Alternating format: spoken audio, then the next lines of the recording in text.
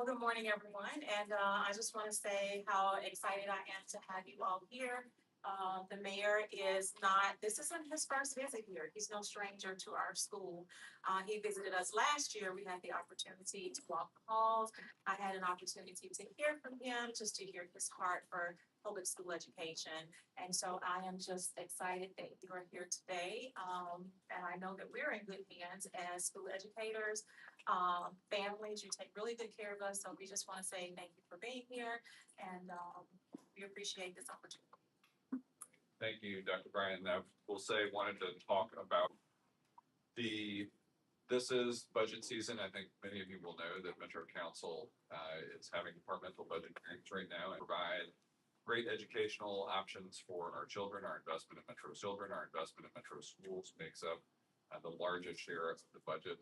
The schools makes up the largest share of the budget that I've recommended to the Metro County. Our budget makes pilots of good ideas permanent. We're dedicating our budget makes pilots of good ideas permanent. We're dedicating $64.5 million to continuing key programs, getting $64.5 million to continuing key programs that we school students rebounded more quickly from pandemic learning history. The programs we're continuing are college and career readiness supports, mental health, continuing our college and career readiness supports, mental health supports, community achieved expansion, the scholars portfolio, which includes summer learning and advanced tutoring and safety ambassadors. And Margaret Allen is one of the schools where we host our Promising Scholars summer learning camps. Hopefully you saw the sign on these programs help students make learning gains while also helping them prepare for the year ahead. So we are services like exceptional education for children with disabilities, English learners, student support, annual in schools.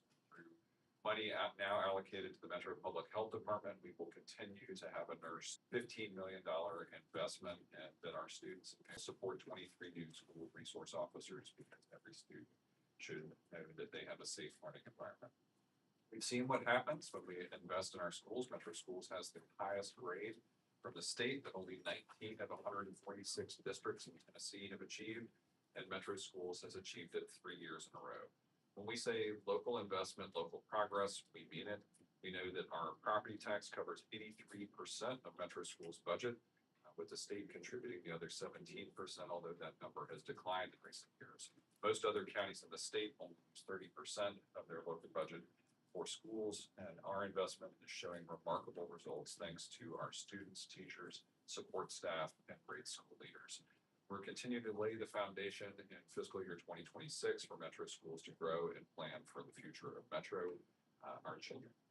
Our proposed budget also emphasizes services and safety. This week, I joined Metro Social Services for the release of the annual community needs assessment. It is something that shows us the needs of Nashvillians and usually has a theme. This year's theme was the high cost of low wages. And what is important is how we respond to the information in that. In our operating budget, we make a major investment in what we know is one of our city's greatest needs, housing. Nashville now has a full accounting of both our needs and investments in affordable housing and a complete strategy to guide future funding and partnerships thanks to our unified housing strategy. This year, I've proposed a $45 million commitment that includes support for rapidly rehousing people in crisis, continued investment in the Barnes Housing Trust Fund, delivering services for people at greatest risk of losing their housing, and pilots for things that we know we need to study further and build capacity around. This budget focuses on the services that touch each of our lives daily, like additional staff for a new Department of Waste Services and investment in security at parks and community centers. And that brings us to the third part of our community investment program, which is safety. This is something different to everyone. We have talked about both personal safety and public safety. We have talked a lot in recent weeks and months about safety in schools. And my job as mayor is to protect Nashville. So our budget focuses on the areas where we see the biggest need. It allows our first responder agencies to stay nimble and responding to the needs of the growing city, like in Southeast Nashville, where we're opening a new police precinct for more presence and faster response times. And we're investing in a new fire truck company with 18 personnel to respond to demand in Antioch, one of our fastest growing areas. We're also expanding the highly successful REACH program. This is Responders Engaged in Health. This is a co-response program that pairs mental health responders with fire and EMS teams. In the past 2 weeks, I've participated in commendation ceremonies for both the Metro Police and fire departments. It's an extraordinary event in both cases that showcases life-saving work and community-supported work that has both citizen and first responder commendations. It is exactly the kind of way we see trust and confidence grow in our first responders. We're also increasing staff at the Public Defender's Office, continuing our investment in the Office of Youth Safety.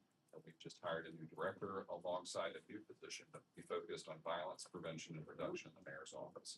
And that is what a complete approach to safety looks like. It is how we are protecting Nashvillians. What we see continuously in this space is collaboration and partnership, and that keeps us all safer.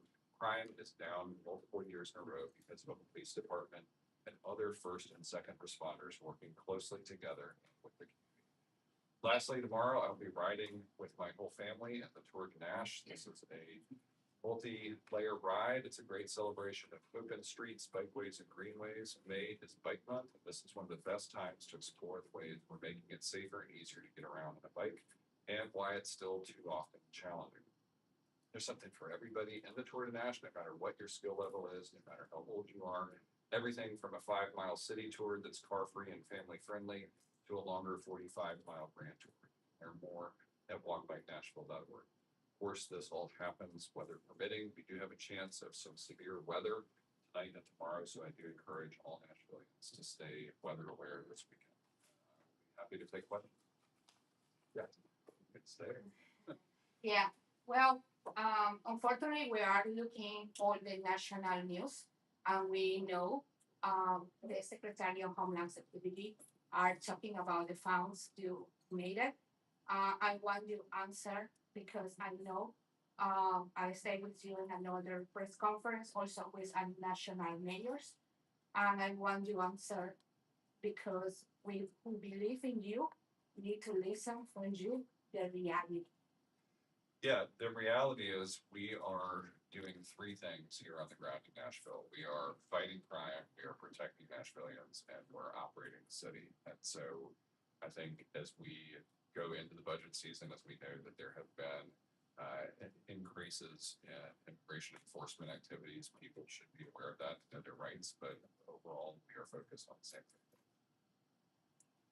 Mayor O'Connell, any response to Congressman Andy Oval's allegations that there's obstruction? No, at all? response. Are you at all worried that you might get arrested or anything like that? I mean, I will say this, I've talked closely to our legal counsel almost every day now about the overall landscape. We are not looking to obstruct any federal or state law. Don't have any reason to be concerned. And I know they put out some of the names of people that have been arrested with some of the charges. Are you doing anything as well to try to get more of that information and all the names? We have reached out to both THP and ICE to try to get both names and charges for everyone who was detained. We have not had a response yet. And can we get an update on the taxpayer dollars? You were talking about the new immigration fund that was discussed, I believe, last week. There are no taxpayer dollars in that fund. We have not allocated anything to that. That is being supported fully by private. Okay, good to know. And then there is some reaction, people saying, this is supporting criminals and all the comments you may have heard. Do you have a reaction to any of that or want to clear up exactly what this fund? The Belonging Fund supports families known to be impacted as a result of activities related to immigration. But the entire point is family supports, cost of living, those kinds of things. It's not even intended to be about legal services. So it's about people who have identified food insecurity as a result of possibly losing somebody who is an earner in the household. It's about childcare. It's about basic family needs. And last week, the belonging fund was at $200,000. Is there an update? As of the end of the week, I think it's now past $240,000, and already last week that money was starting to be distributed to families. When we're looking at switch gears to at the federal grant dollars that you've said have been pulled out of the city, what specific grant dollars are you compensating for in the budget? Like very specific. Yeah, we don't have specific. Well, I will say this. Not related to recent things, we do have a few responses in the budget to a loss of pandemic era funding, and that is what, as we've watched ESSER dollars and as we've watched some of the housing and homelessness dollars in, we are structurally putting some of the things that we've seen work in the budget. As far as more recent cuts, we're not compensating for those yet. We did adjust our fund balance policy to have a budget stabilization approach. That means if we need to compensate, we can do so marginally, but that's also why we tried to quantify risk. Okay, so when you're saying that you're addressing, Trump budget cuts, there really aren't any that are affecting Metro right now. Right now, no, but that's also why we preemptively set up a budget stabilization process. Is your executive order 30 an effort to help notify undocumented immigrants of ICE operations? That's really not the intended point. The intended point was for us to have some awareness.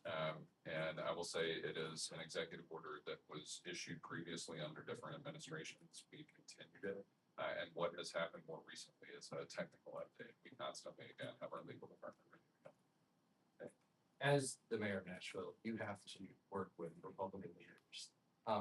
Can you talk about your efforts to build those relationships since you're elected? And are you nervous that this ICE situation could fray those relationships? I think part of the issue is we have worked intentionally to have working relationships because we know that executive branch to executive branch, our local Department of Transportation has to work with the State Department of Transportation. Our local economic and community development process has to work with the state ECD process. Our local education process has to work with the state education process. And so all of these things have been important. Similarly, we had to work with the state on a few different things, including the bipartisan legislation that allowed for the Hispanic Development Authority to get created. So both executive and legislative branch relationships have been important. We've been very excited to have State Representative Darren Jernigan in our office since very early in the term.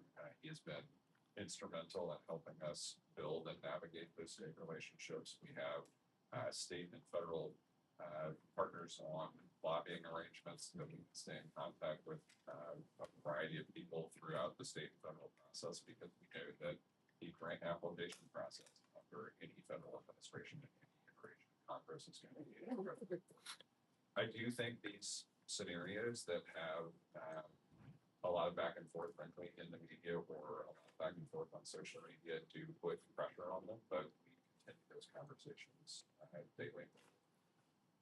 Earlier this week, DHS tweeted about you and called you a pro-open borders mayor. I'm wondering, obviously you put a statement after that, but wondering how you personally felt about seeing your face on a national. I don't really care much. I'm focused on the city of Nashville and making sure we are doing everything we can for the city. And has there been any update in terms of DHS communication between your office and them? We have not heard directly from DHS. It was my impression during the lead up to the budget that you and finance director and other people involved had been laying the groundwork for a budget increase by talking about those type cuts. So has that changed, or was that a misinterpretation by me?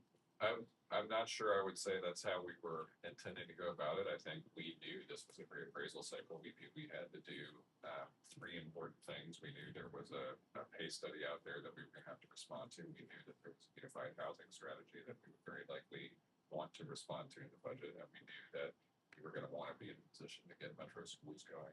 We didn't know everything that was going to be coming down the pike in terms of those when we sent out the initial budget memo in January, but that's also why we have tried to be responsible with the approach finance to the fund balance policy.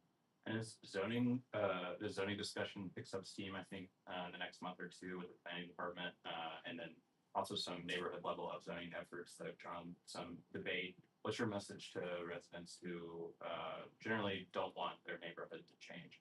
Just say be in touch with your district council member. Let's do two more.